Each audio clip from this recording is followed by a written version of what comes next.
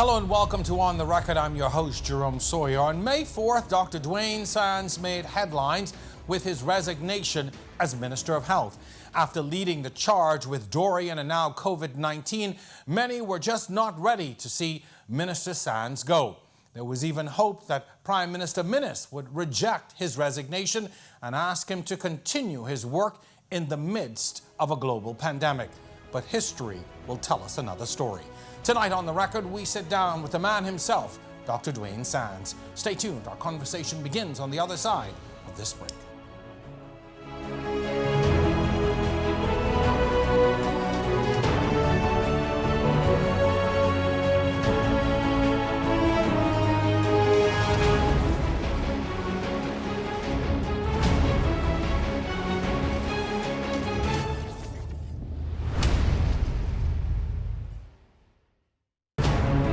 The project really pays itself back. Correct. They set up At the conference, the school.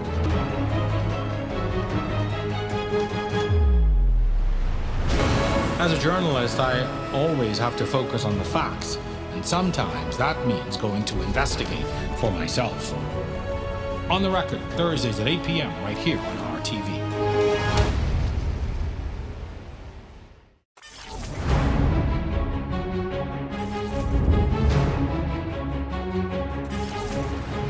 Watching On the Record, I'm your host, Jerome Sawyer. With the outbreak of COVID-19, then Minister of Health, Dr. Duane Sands, took center stage, guiding the country through a global pandemic. My guest tonight, Dr. Duane Sands, now former Minister of Health, and still the Member of Parliament for Elizabeth. Welcome, sir. Welcome back. Good evening. It's a pleasure to be here. So let's jump right in. I want to talk about the country's COVID-19 response.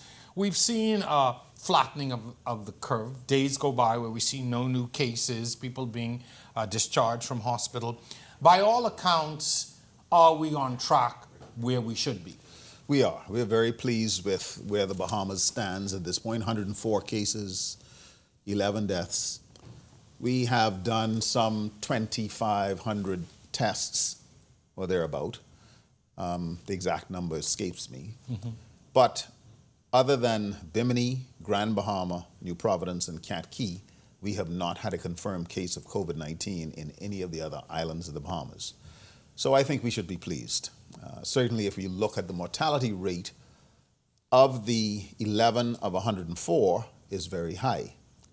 But 11 out of 400,000 is nothing to scoff at. I think compared to other nations that have suffered an incredible death toll, we have done very well. What do you think could have been done better during your time there as Minister of Health? I think that, we've talked about testing, and I believe that testing will continue to be an important part of the way forward.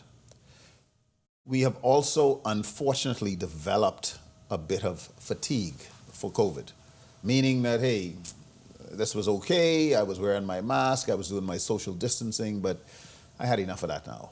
And we need to have people maintain the vigilance, understand that it is still with us. We're not reinforcing the message enough anymore.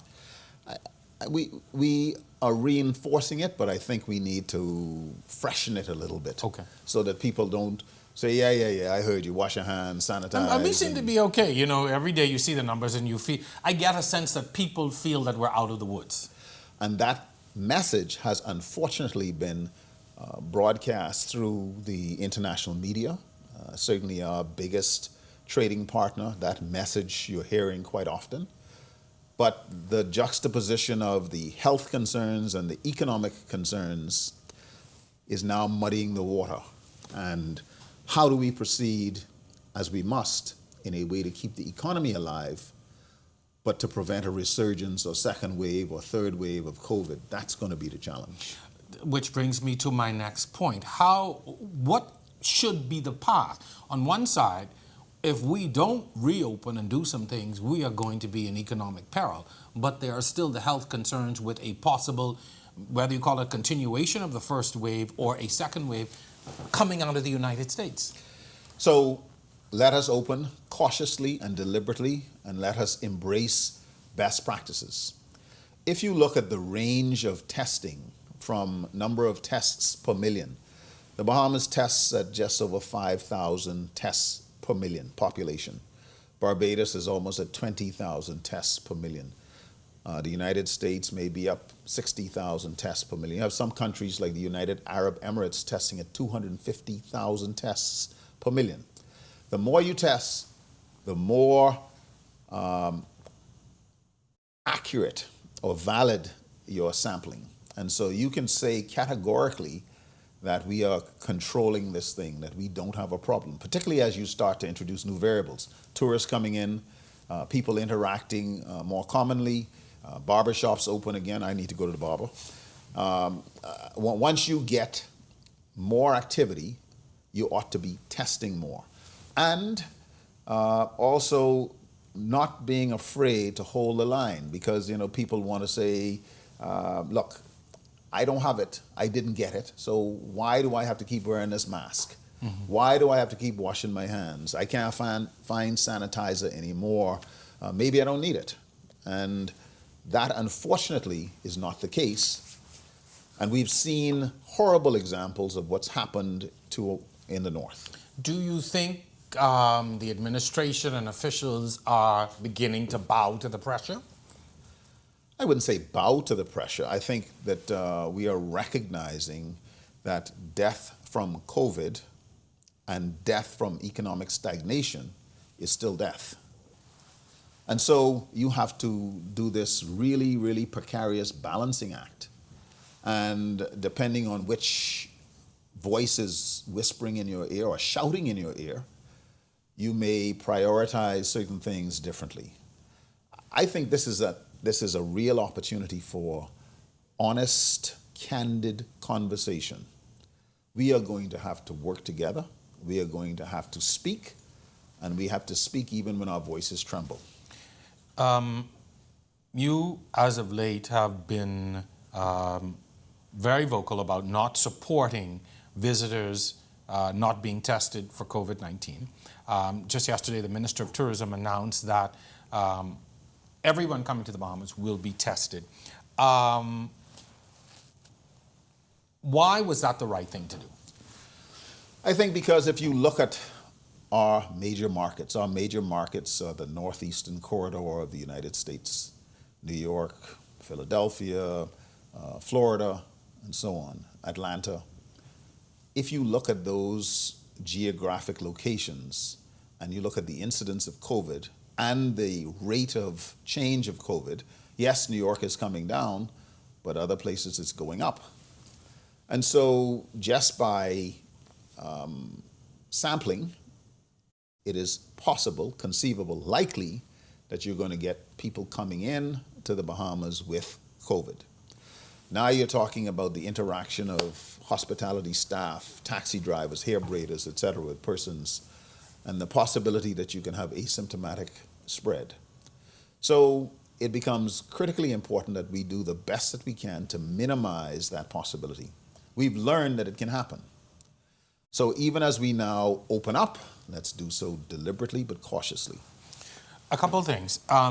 You can take the test and still be in contact with somebody. So there's a possibility that a negative test prior to coming could still result in someone coming that is positive, which can lead to a spread. Are we prepared for a new wave, particularly when you consider the decommissioning of the quarantine facility? Are we prepared for that almost inevitable next wave? I didn't even say second, but next wave that could come with the opening of the borders in July. So the answer is yes, although the strain, the stress is starting to show. If you look at the availability of personal protective equipment, we've put a massive dent in our national supplies. So the question is going to be, will we be able to sustain universal precautions for another month, or 2 months, or 3 months? How much are we going to spend? How will we change the usual approach for immigration officers, for EMTs, for physicians and nurses, and so on and so forth? Because if you go into our facilities now, you find that there's certain things that are running low. And so are we prepared? we're prepared, but the strain is still there. The challenge is still very much there. This week you were on the Paradigm Shift with Michelle Malcolm. You indicated that this is our George Floyd moment, referencing where we are after Dorian and COVID-19. Explain that metaphor to us. I think if you look at the George Floyd murder, there have been a number of murders, killings of unarmed men, unarmed black men in the United States. And there has been an outcry, but I don't think we've ever seen the impactful change or the impactful nature of such an event.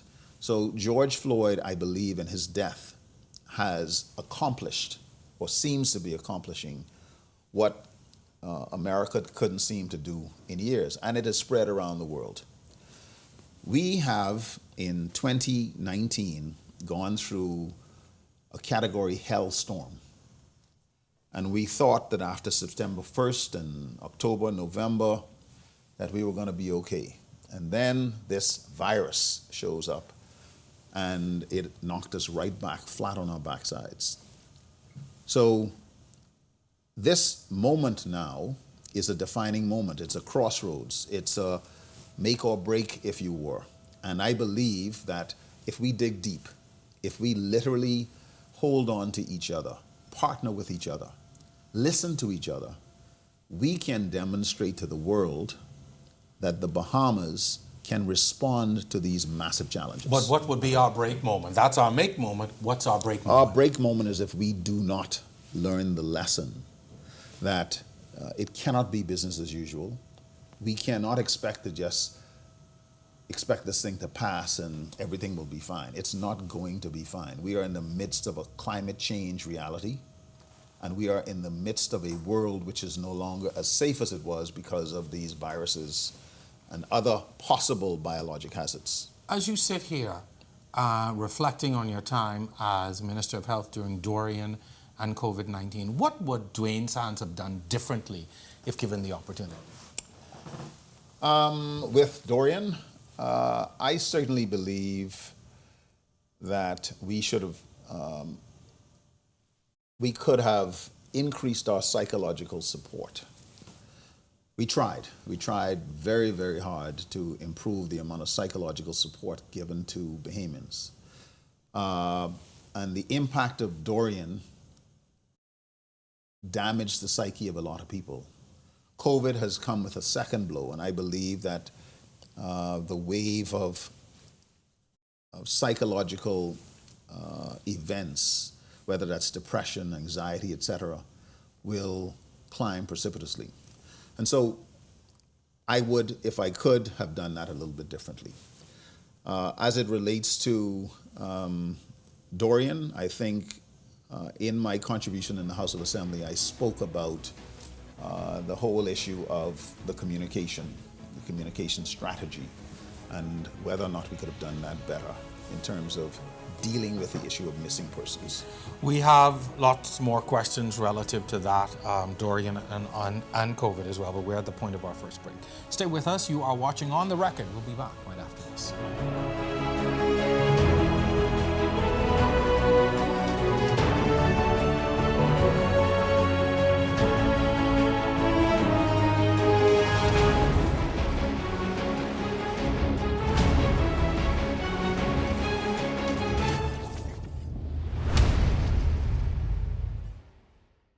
Welcome to On the Record.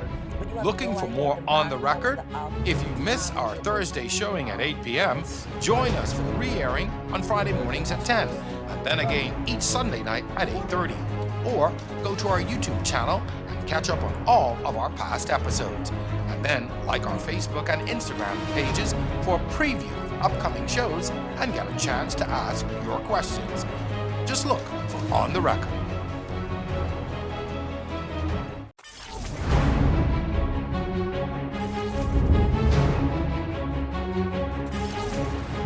Watching On the Record, this segment is made possible by Executive Printers. Dr. Duane Sands is my guest tonight. Sir, in your contribution to the House last week, you said, and I quote, "We did not handle the identification of those who lost their lives or the missing very well." And you further went on to say the official death toll stand at 74, but the actual death toll and the reconciliation of those missing remains unknown, and that we still do not know who's lost, who's missing, and missing or presumed dead, and have not sufficiently elevated this matter as a national priority. What led you to make those comments? Well, you know, I have been for a very long time speaking about the challenge of the Duane missing and dead. I would have made comments in September and October, in January, and so on and so forth. And while I am not at liberty to say what my comments were in cabinet, I have always held this position. This is nothing new. Certainly there has been a difference between the utterances of many different authorities, whether that's the Prime Minister, 600 versus 400 and something, the Minister of National Security, who would have just come out and said 279, ACP Solomon Cash, who said 33, Commissioner of Police Anthony Ferguson, who said 54. The question really is, what is it? What is the number of missing persons? And what does it mean to be missing? Are they missing and presumed dead? I was rebuked, and I didn't expect anything other than to be rebuked, because sometimes when you make such comments, the belief is that somehow you're making a statement to get at somebody. I believe this is an important part of healing. We need to be able, as a country, to determine exactly what our losses have been, to accept that, and to move on with the appropriate memoriam. How did we seemingly mishandle this, though? And that's, I think, the most disappointing part of it. How is it that we have so many different sources giving different information? Where is the one voice, one source, one register? As I said, I think it was thought that keeping things segregated, social services, you do this, health, you do that, national security, you do this, and so on and so forth, would add clarity. But this was the thinking of all of you all? In action, it didn't work. Was this was the agreed approach? Yes, I believe that you know, there were specific roles that were outlined, and not having a central repository all the time that could compare information, look at the information here, look at the information there, etc. Say, no, this is a duplicate, that's not. Then we would have had one number. NEMA had a number, National Security had a number. Okay. At the end of the day, today is, I believe, the 18th of June. We still aren't 100% sure. Is it 33, 54, 279? Okay. Dr. Sands, help me to understand this. We can coordinate numbers relative to COVID.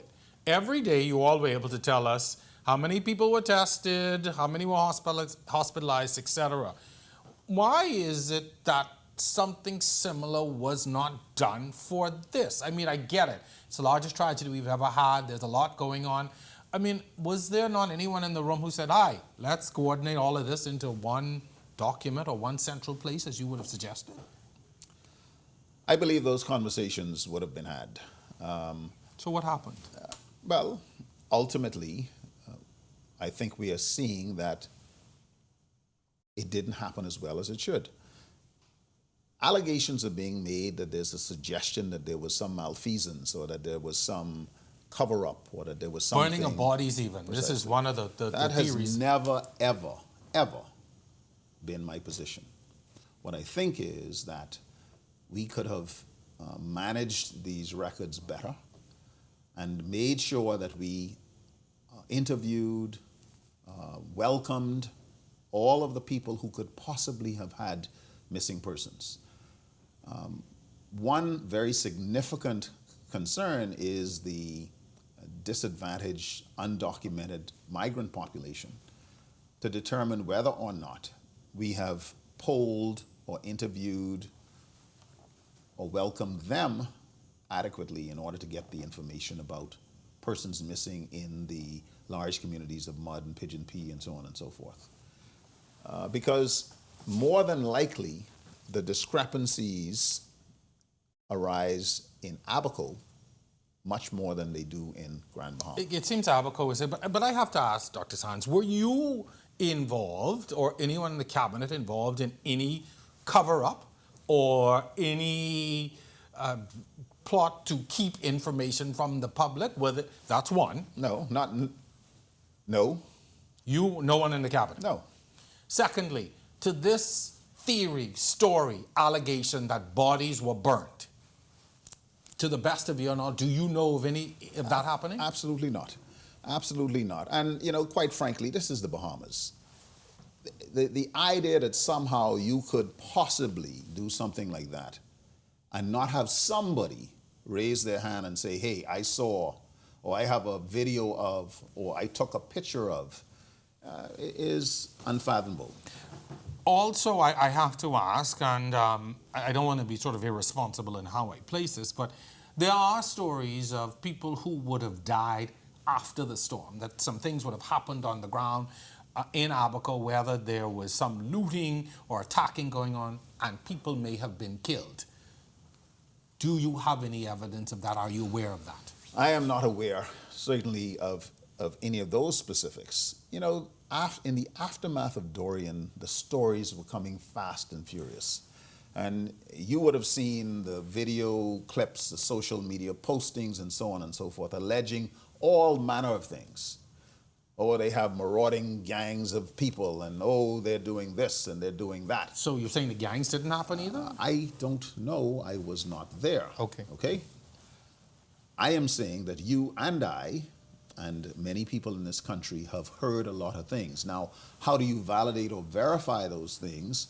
It requires an investigation, and the investigation will determine, yes, it happened, no, it didn't happen, even though there are people alleging that it did happen. But back to this issue. I think it's very important for us, as we look at the national loss from Dorian, to know whether it was 33 or 54 or 279. Because at some point in time, knowing that number will allow this country to have a dressing placed on a massive wound, the massive Dorian wound, and it will allow us to get closure. The psychological impact of Dorian, now made worse by COVID, is huge. So a lot of your critics are saying, why now? Why bring to the public these discrepancies? Why not, when you were minister, make a formal stand and said, listen, there's something wrong. We have all these different numbers from all these different agencies. Why now? Well, I mean, the data comes in over time. And certainly, if you look in the press, you will see multiple reported instances when I would have spoken about the staggering death toll, the need to declare the total number, and so on and so forth. Bear in mind that shortly after January, we moved into a COVID response, and that was all-consuming. So you leave a certain issue, and you move to something that is taking 24/7. So you admit then, in some ways, that you would have taken your eye off of that. Yes, I don't think that anybody can manage all things all of the time. And the COVID response was something that literally required a full-out response. We were meeting every single day, and we were putting out fires every single day, and we were solving problems all day, every day. Sometimes early in the morning, sometimes late at night. And I contributed to some of them, I have to admit, because I send you messages all the time. And you're flying off to Abaco, you're going off to Grand Bahama, you have a hospital in Grand Bahama that's not functioning. This is an existential problem. So, if you ask the question, why now, it has always been there. And the comments have always been made. Now, whether should you make the comment every day? Should you make it once a week? Should you make it once a month? I accept the criticism. It doesn't mean that it is any less important an issue. You've called for the coroner's inquest to be done. A few weeks ago, we had the coroner here on the show who said to us that that inquest will happen. Why is that so necessary? I think because the coroner has a statutory role in this whole process. And certainly the chief coroner, Janine Weish, was an integral part of this process and worked along with the Ministry of Health, worked along with the other members of the team in this process. And I am sure, having watched that interview, that you could have gotten a look at this problem from a slightly different vantage point. But the concern is still there, that this inquest or these inquests are going to be very important to help people get closure. We've even had a call from one of your parliamentary colleagues for an inquiry into this whole Dorian situation and the aftermath and what has happened. Do you think that's also necessary? The truth will set you free. Whatever we come up with is going to be to the benefit of the Bahamian people. So you're saying that there are still some things that we are unaware of, some I truths that we have not gotten to or been made aware of? We just need to look at A, B, C, D, E. What's happening is this thing is the well is being poisoned with innuendo and allegations and urban legends and so on and so forth.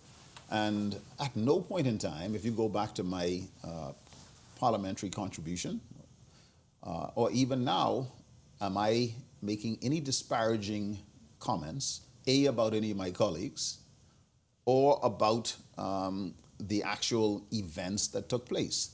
That said, there are gaps, and those gaps need to be closed. Your parliamentary colleague, your former ministerial colleague, the Minister of National Security, fired back in a statement after your contribution. Your response to him? I find it very interesting that the Minister of National Security, in his press statement, corroborated exactly what I said. That his ACP cash says it's 33. His Commissioner of Police, now retired, said it was 54. Now he says it's 279. So why not have this conversation 6 weeks ago, 2 months ago, when you were still in cabinet? I mean, what stopped that from happening? Again, I think it's very important for Bahamians to go and look at the manual of cabinet. I mean, you to him. You all are on the cabinet table. You got the Prime Minister, you got the Minister of National Security, Social Services, all these different ministers. Or did these conversations happen? How do you know that those conversations Well, okay, that's my question. Did they happen? And so, again, understand that when I take an oath that says that the contents of any conversation held in cabinet are secret, and if I wish to reveal the contents of those conversations, I need a permission from the Governor General or from cabinet itself. So you are duty bound not to reveal? I am duty bound. Okay. And so there are limits to what you can say even when you're in cabinet or when you demit office or you're disappointed or you resign. Okay. So, one of the things you talked about in an interview this week was that the responsibility for dealing with the dead remains, the remains of the deceased were transferred from your ministry to the office of the Prime Minister. At the time, what was the reason given for that? there was, and again, this is, I think we need to understand our convention of government. The portfoliad, or the determination of who is responsible for what, is a decision made by the Prime Minister because this is his cabinet. So an example was the Best Commission, which was removed from the Ministry of the Environment and moved to the Office of the Prime Minister. The management of the Marijuana Commission was moved from Health into the Office of the Prime Minister. The management of deceased bodies in Dorian was removed from the Ministry of Health to the Office of the Prime Minister. Did he give you a reason for it? Again, that is not something that can be discussed. So we have to ask the Prime Minister that. Correct. Okay. Final question. There was a lot of criticism for the recent burial of the 55 hurricane victims in Abaco, how that was handled, the communication with the family or lack thereof, and all the unanswered questions to the process, etc. Your take on that process? There was a meeting held at Bethel Baptist Church on Meeting Street. I was present along with Minister Iram Lewis and a number of senior permanent secretaries when I had an opportunity to brief the families. As the senior most member of government, I did most of the speaking. And certainly we were aware of the anguish that was being conveyed by the families, because there are a number of people who felt that their loved ones were in the refrigerated cooler, but because there was no identification or no match, that they were never able to get these remains and get closure. So the issue of the identification process, the DNA, what happened and why is it that people could have believed in their heart that their loved one was there, but we could never confirm, and so all of those remains were buried as unidentified persons. So when you look at this process, I think the human suffering of survivors is one of the most poignant parts of my memory of Dorian, having been an integral part of my interaction with the people in Abaco. You've heard a lot of things said. Some of it is true, some of it is not true. And the burial was done even with unanswered questions. It was, I believe, a very respectful process. Was it premature? It's difficult to say. I mean, some people would say it was too late.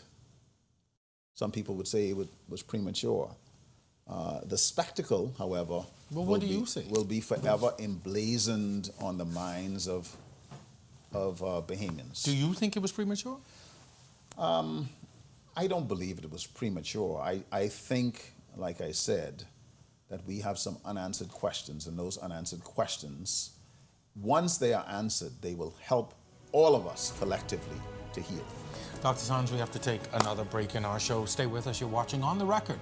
We'll be back right after this.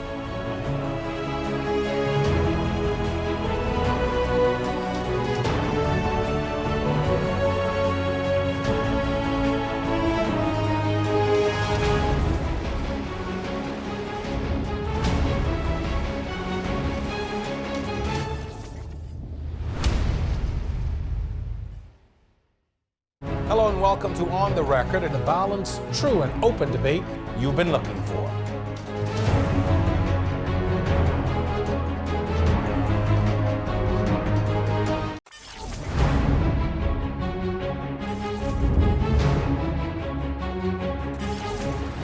Welcome back. You're watching On the Record. This segment is brought to you by private business contractors. On May 4th, then Minister of Health, Dr. Duane Sands, submitted his resignation to the Prime Minister as a result of what was deemed a breach of protocol. Tonight, we're sitting with Dr. Sands to get a little more clarity. Again, Dr. Sands, thanks for continuing to stay with us. Let's start by sort of recapping. How did you get to the point of resignation? Well, let's start with the notification by former Minister of Tourism Obi Wilshcombe that there was a donor willing to donate much-needed swabs. That then progressed to the swabs arriving in country and the process by which approvals from aviation, from immigration, from customs had to be obtained. Certainly all of those approvals were obtained, and subsequently a question was raised by the Nassau Guardian as to how a number of persons had arrived in country. That then led to a statement given by the Prime Minister that there was a breach of protocol and that the Minister of Health would be making a statement. Did you know at that point that he would announce that breach of protocol and expect you to make a statement? I was surprised. I was surprised. So was there a conversation between you? We had conversations, but I was still surprised when you actually hear the presentation, because it was not entirely clear what statement was going to be made. So he hadn't said to you, well, you know, Duane, I'm going to need you to address this tomorrow. So the statement was prepared and sent to me, and which is okay. What did the statement was your resignation? The statement was that I had offered my resignation and was refused. And you know, while I had gone into that day feeling that there was no need to resign, certainly it was very clear that this was the issue on the table. Okay, so just to put it in context. So one, you didn't know you were going to have to make this statement. A statement was prepared indicating your resignation, again without your knowledge. So now what next? So I read the statement and I then had a conversation, and that conversation was, okay, the gist, the basis or the basics of this statement are okay, but I believe that there's some things in here that I need to change before I affix my signature to it. And the response was? And that's fine. Go ahead and send me your proposed changes. And I would have had a conversation with the Attorney General as well. So there was general agreement, this is what would happen? So Okay. I was at my computer in the Ministry of Health, and within a few minutes, less than 5 minutes, a copy of that original statement showed up in my inbox on WhatsApp. And I looked at it and I asked the person, well, where did you get this from? This is a draft. And they advised that it had come from a chat group. What kind of chat group? Well, a party chat group? Political chat So group. an F&M chat group? Yes. So I said, this is surprising because I certainly had not shared it to any chat group or to anyone that would have sent it out. And so I called and I asked, well, what happened? This is a call to the Prime Minister? Yes. Okay. At that point, there was no indication that it had arisen from the office of the Prime Minister, and I certainly wouldn't accuse the Prime Minister. But this thing was circulating in the public sphere. So at that moment, you took a decision? I took a decision that this was something that I had not discussed with my wife. I had not discussed it adequately, nor did I agree with the content. And even if there was only a colon or a hyphen or a comma that needed to be changed, there was no input on this document from me. None. And so if there's a statement coming from me, then at least let me read it, proofread it, and say, okay, yes, I support this. And then what happened next? So I then wrote on my Facebook page that this is not a legitimate document, and the real document will be forthcoming. I then drafted the letter. I submitted it to the Prime Minister, and I then posted it on my Facebook page. What was your expectation at that point? My expectation is, let the chips fall as they may. Were you still expecting the Prime Minister at that point, to not accept your resignation? Well, that's obviously a possibility, but quite frankly, at that point, what was important to me was that this was a true and honest reflection of me. But did you at any point, Prime Minister, I'm going to send my own resignation letter, I'm going to send this letter. Is the plan still for you to reject my resignation? We hadn't had that conversation. So why not? Because the discussion was, look, there's this document circulating on social media that I didn't send out. It is not a true reflection of me. I wanted an opportunity to send what I was comfortable with. As far as I'm concerned, what happens after that is entirely the prerogative of the person who appoints the cabinet, because it's his cabinet. So when you sent it, you didn't have an expectation? I was prepared for whatever. Okay. Whatever. So were you surprised when you saw his response, or the response from the Office of the Prime Minister, that the resignation had been received and accepted? I actually went and hand-delivered Okay. a signed copy. Which is what and should we had a very cordial conversation. Our conversations have always been cordial and respectful. And at that point, during that conversation, was there any discussion about the way forward? I'm not going to accept this. I'm going to accept this. We had some conversations, and again, the details of those candid, private conversations, I don't think it's in my purview to reveal, but if the Prime Minister wishes, he can say so. We then met again the following day at the request of several members of the party, and subsequently it was clear that the Prime Minister would be acting as the Minister of Health and that he would be minded to appoint another Minister of Health. And I subsequently cleared out my office. I thanked the staff and I left. At that meeting now, was that meeting in the hopes of a reconciliation? I am certain that those individuals who would have brokered the second meeting obviously would have hoped for some reconciliation. And, this was awkward timing, given the fact that the country was in the midst of a major pandemic and a response. And I think we were all very much aware of that. And so it was critical that in that moment that the interest of the country was considered. I'm glad you said that. When you resigned, you mentioned that the reason for your resignation was not wanting to be a distraction in the fight against COVID.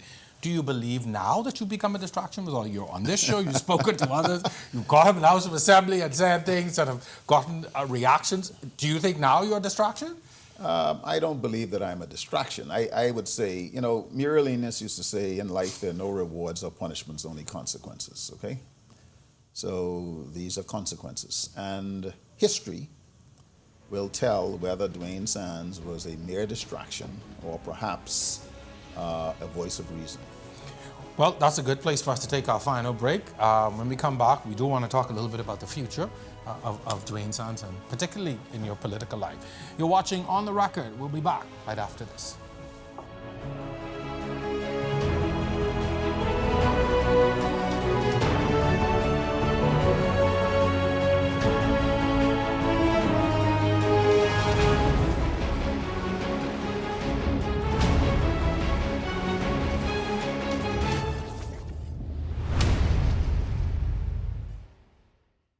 Matt, where in the world is Matt Lowell? Where in the world is Ellison Greenslade? Answer these about the low value of cottage in Atlanta. So we can talk about it. On the record tonight, the government's purchase of the Grand Duane is a hot subject in the news.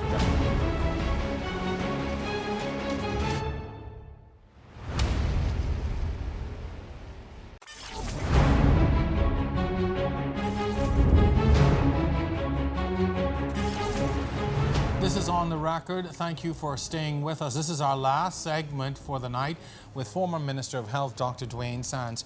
During this term of the FNM, we've already seen two of your colleagues resign from the party. Is this something we can expect to see from you? I've said that, I'll keep all of my options open. At this point, I am certainly very much aligned with my party. I imagine that there are some in my party who are not happy whenever anybody says anything with a dissenting voice. It creates and stirs up passion. That said, this party was born of dissent, and certainly it is a throwback to the roots of the party. And what happens now will depend on the response of the organization, my colleagues, etc. What's it like for you in the party now? It varies. There are some people that are absolutely not happy, and they're not shy about expressing it. But this is not the first time that things have been this way. So time heals. But party politics being what it is, the party or the nominating committee or group or whatever has to nominate you for the Elizabeth constituency or whatever constituency, should that not happen, or should you get wind of that not happening, what then? Well, obviously, you would have to respond to the reality at the time. And if that is the case, and that is a supposition, a hypothetical, etc., because I don't see why that would be the case. I think that the Elizabeth constituency, certainly over the last 3 years, has been an exemplary one in terms of its service to the community, in terms of the amount of support. And politics is a numbers game. And so you can only be the government if you have a majority of the seats in the House. Do you think that is under threat? Do you see the FNM's re-election as being under threat at this point? I don't know that it's under threat. What I will say is that we have lost significant ground since 35-4 on May the 10th, 2017. And anybody who refuses to accept that is smoking something really special. Any extension of an olive branch or discussion or an invitation to for discussion from the Progressive Liberal Party or the DNA at this point? It's already happened, but you've already had a meeting? No meeting. But okay. You know, there have been people who have reached out, and you know, I imagine that there will be other invitations. What's been your response? My response is no, thank you. At the end of the day, I was elected on a Free National Movement ticket. I am a senior member of the Free National Movement, and as such, as I said, this is a party which encourages expression. And if we go back to the party of Cecil Wallace Whitfield, if we go back to the party of Kendall Isaacs, if we go back to the party of Hubert Ingram, it is a party which has always welcomed diverse thought, because that diverse thought strengthens. We are not a monolithic group. There are persons that are very wealthy, there are people that are very poor. There are people that are heavily pigmented, and there are people that are light-skinned like me, as Rodney Monka says, and some people even lighter than I am. And the views cover a whole range. You mentioned a name here, which brings me to my next question. My sources within the party tell me that one of your chief advisors is former Prime Minister Hubert Ingram.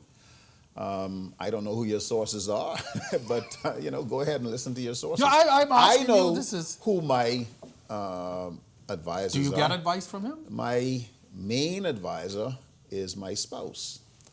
And I pay very, very close attention to her comments, and I pay very close attention to some very good friends that I have. Does Mr. Ingram, though, give you any advice? I speak to Hubert Ingram. I speak to many persons that have been prominent members of the party. As a matter of fact, I could go back and name a whole handful. You would have been on the ticket for leadership at one point when Loretta Butler Turner would have challenged. You would have been on that with her. What do you think that, has that ever been dealt with between you and the Prime Minister? Yes, we dealt with it. We dealt with it right after the convention of 2016. And he and I had a very candid conversation in private. And I would have made it very clear to him that I would give him my absolute support. And I believe that over the last 3 years, and even now, that I have continued to give him my support. You feel like he forgave you for that? There's only one leader at a time. Do you think he forgave you for that, though? I have no idea what's in his head. Certainly, I know that I didn't hold any grudges. And we rode a wave of discontent against the previous administration. And the Bahamian people have expected great things, and we have tried to deliver. Will you be challenging for leader at the next convention, which we are hearing maybe in November? You know, it's fascinating. This makes for wonderful barroom, barbershop. We love politics. Conversation. Dr. Sarnes, are you going to be challenging for leader? All the options are certainly available to me as a Bahamian, and I am happy if the people will have me. in whatever capacity I'm prepared to serve. Do you have that support? If I do not choose, then I have a unique set of skills and I can use them to serve the Bahamian public. Is there support for that notion within the party? Are people supporting? And reason I ask this within the party, because, and I hate to say it this way, but it doesn't matter sometimes what the public is saying and who they're supporting. That has to come from within the party. Is there support in the party for you? Jerome, I think you'd have to be a special kind of fool to sit here and telegraph what your thoughts are, plans are, etc. And the last thing I heard, my mother didn't raise no fools. Okay. We've got a question here from one of our online viewers. Do you envision a situation where you and the Prime Minister could put aside your differences and you could rejoin the cabinet? Yes, I mean, like I said, all of the options are there.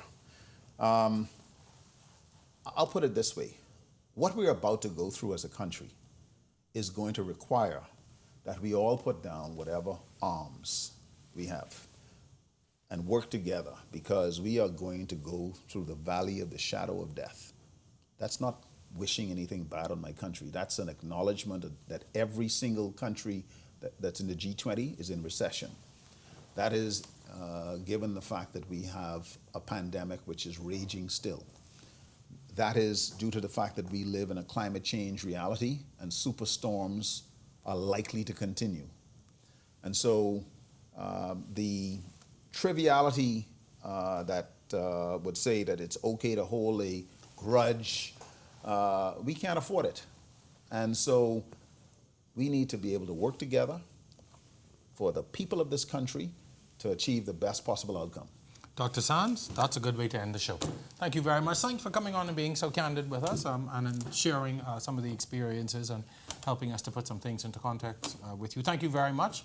I know that we'll see you again on this show or in some way, shape, or form, and best of luck to you. Thank you. Glad to see you back in the hospital as well. Yeah. It's like a fish to water. Yeah, I'm sure. I'm sure. Well, thank you again for coming on. That's going to do it for tonight's episode of On the Record. Special thanks to my special guest, Dr. Duane Sands. Also, special thank you to my production and technical team, and of course to you, our viewers. I appreciate you watching week after week. Stay up to date with the latest news and information on this network, on Our News Nightly and Our News Bahamas on Facebook. See you next time, same place, same time, right here on The Record.